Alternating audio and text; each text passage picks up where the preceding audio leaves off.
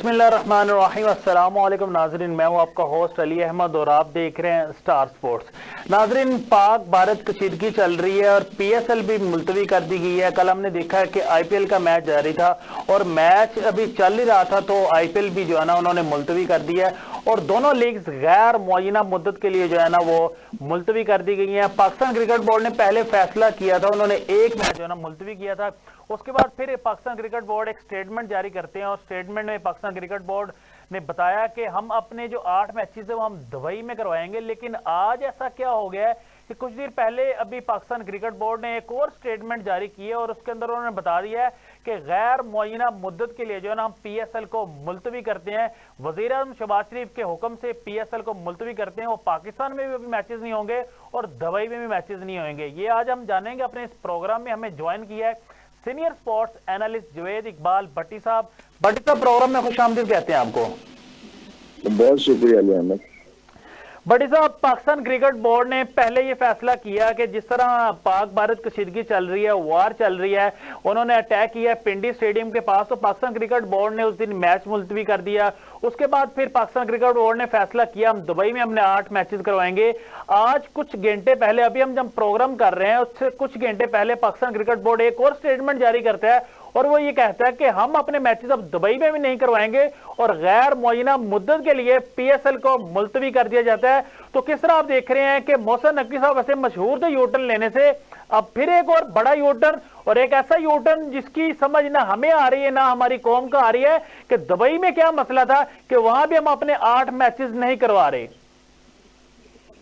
बहुत शुक्रिया अली अहमद, आपने अपने इंट्रो में जैसे आपने बात की यूटर्न की, मैं नहीं समझता कि यूटर्न का इतना बड़ा कोई प्रॉब्लम है। जो मुल्क के हमारे हालात चल रहे हैं और जिस तरीके से इंडिया ने, जो आपको पता है कि दरअंदाजी की है हमारे मुल्क में मुख्तलिफ हिस्सों में जो ड्रोन वगैरह गिराए हैं, इवन के स्टेडियम पिंडी स्टेडियम के पास भी, इन सारी चीजों के तनाजुर में अगर आप देखें तो ठीक है, वो उस दिन वाला मैच तो मुलतवी हो गया। बिल्कुल। और उसके बाद पाकिस्तान क्रिकेट बोर्ड ने ये कहा था कि आइंदे के लाए अमल देंगे। तो आइंदा के लाए अमल में जो ऑप्शन थे वो यूएई था, दुबई था, दोहा था, तीनों मालिक में था। लेकिन अब आप देख लें कि हिंदुस्तान में आईपीएल जो वो भी मुअत्तल हो गई है। अब आप ये समझ लें कि अगर दुबई में मैचेस वो भी अपने लेकर जाते हैं तो आपकी वहां दाल नहीं गलने वाली। आप वहां जो भाव दोगे एक का, वो एक का 100 देंगे, ऐसा बोलता है। कोई मुस्लिम कंट्री, कोई दोस्त, कोई ये वो नहीं होता। जो कारोबारी हिसाब से सोचते हैं ना, वो ना मजहब देखते हैं ना वो दोस्तियां देखते हैं। तो कहते हैं भाई हमें जहाँ से ज्यादा फायदा हो रहा है हम वही चीज देखेंगे, ये चीज खरीदेंगे। तो ये सारी चीजें हैं। बिल्कुल। बट साहब, मैं बड़ा अहम सवाल आपसे जानना चाहूंगा। हमारी आर्मी, पाक आर्मी बॉर्डर पे जंग लड़ रही है भारत के साथ। मैं और आप, हम मीडिया पे भी जो है ना जंग लड़ रहे हैं इंडियन साथियों के साथ। अगर आईपीएल दुबई के अंदर होती है तो फिर क्या होगा? पीएसएल हमने नहीं करवाई वहां पे, इंडिया ने आईपीएल दुबई के अंदर करवा दी है, तो फिर हम लोग क्या जवाब पेश करेंगे? अली अहमद, देखें, इसका इस सवाल का जवाब बहुत अच्छा आपने सवाल किया है।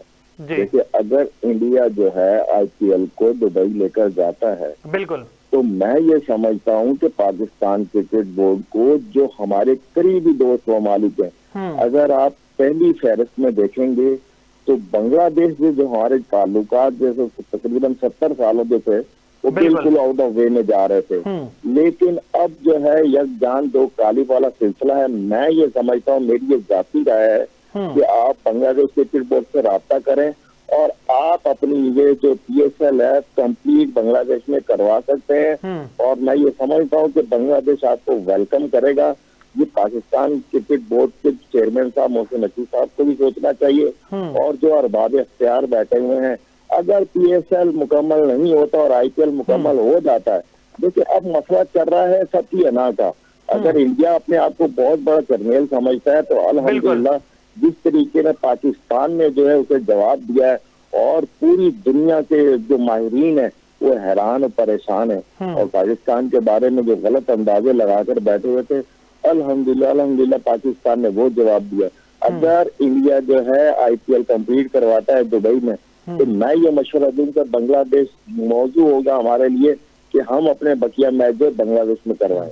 अच्छा बड़ी साहब, मैं जानना चाहता हूं कि पाकिस्तान क्रिकेट बोर्ड जब से मोहसिन नकवी साहब आए हैं हमेशा कंफ्यूज क्यों रहता है, हमेशा यू टर्न पे यू टर्न हम क्यों लेते हैं?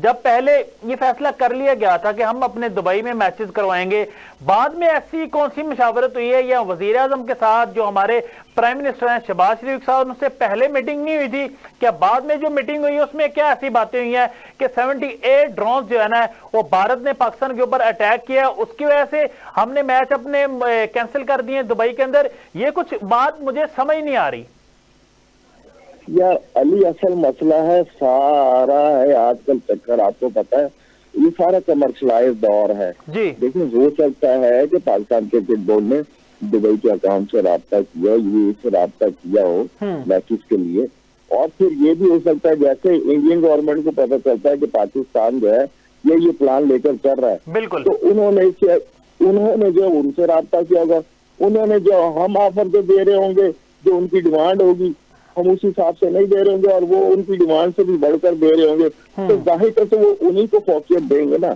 इसमें ज्यादा वो का या इसका नहीं आता। बट फिर तो आपने बहुत बड़ी बात कर दी है, पैसों का मामला है यहाँ पे, जो ज्यादा पैसे देगा वो आके दुबई में खेलेगा, फिर तो भाईचारा, मोहब्बत, प्यार और खत्म हो चुका सब कुछ। ये जी भाई, अगर ये सारी चीजें होती तो ये इतने अरसे से जो जुल्म मुख्तलिफ ममालिक में मुसलमानों पर हो रहा है ये ना हो रहा होता है। यही तो सारी चीजें हैं ना, कोई एक दूसरे के साथ खड़ा होने को तैयार नहीं है, मुंह पे सब एक दूसरे के साथ खड़े हो जाते, पीछे वही बुराइयां। तो इन चीजों से जब तक हम नहीं निकलेंगे तो हम किसी भी ऐसे मकाम पर नहीं पहुंच सकते जो लायक तहसीन है। बिल्कुल। अच्छा बट साहब, ब्रेक से जाने से पहले आपसे आखिरी सवाल जानना चाहूंगा, ये जो हमारे प्लेयर्स हैं, अभी फॉरेन प्लेयर्स भी आए हुए थे और वापस अपने अपने कंट्रीज में चले जाएंगे, दोबारा पीएसएल के जब हम 8 मैचेस करवाए, हमने देखा है कोविड के अंदर भी जब कोविड आया था तो पीएसएल को मुलतवी कर दिया गया था, रोक दिया गया था, दोबारा मैचेस करवाए गए, लेकिन वो प्लेयर्स अवेलेबल नहीं थे, उनके रिप्लेसमेंट पे और प्लेयर आगे थे। तो आप किस तरह देख रहे हैं तमाम फ्रेंचाइज किस तरह अपने प्लेयर्स को ना एडजस्ट करेंगे अगर दोबारा जब 8 मैचेस होंगे? अली अहमद, ये आपने बिल्कुल सही कहा कि ये कभी भी नहीं हो सकता कि जो प्लेयर अभी आपके पीएसएल में खेल रहे हैं और अगर आप कुछ टाइम बाद दोबारा अगर पीएसएल कंप्लीट करने की तरफ जाएंगे तो आपको वही प्लेयर अवेलेबल नहीं होंगे। हाँ, एक आध प्लेयर ऐसे होंगे जैसे उन्होंने क्रिकेट में रिटायरमेंट ले लिए, वो तो आपको मिल जाएगी, लेकिन जो करंट प्लेयर है वो मुख्तलिफ ममालिक में लीग हो रही है, उनके कई मुहादे कर रहे होंगे, तो उस टाइम पे उनके पास ये विंडो नहीं होगी। अगर पाकिस्तान जब भी स्टार्ट करता है, जाहिर हर कोई अपनी विंडो देखता है कि मेरे पास ये शेड्यूल है, अगर इस शेड्यूल के तहत मैं वापस जा सकता तो वो आएगा। लेकिन मुख्तलिफ जैसे आपने कोविड का जिक्र किया, तकरीबन 3-4% प्लेयर वापस आते, 1% तकरीबन नहीं आते। बिल्कुल बट साहब सही फरमा रहे हैं। हम जा रहे हैं छोटे से ब्रेक के ऊपर, ब्रेक के बाद आएंगे तो हम बात करेंगे बांग्लादेश सीरीज के ऊपर कि बांग्लादेश सीरीज भी अफेक्ट होगी पाक भारत जंग में या नहीं होगी, इसके ऊपर बात करेंगे। और बात करेंगे पीएसएल के ऊपर कि पीएसएल अब किस विंडो में करवाई जाएगी। कहीं ना जाइएगा, मिलते हैं एक छोटे से ब्रेक के बाद।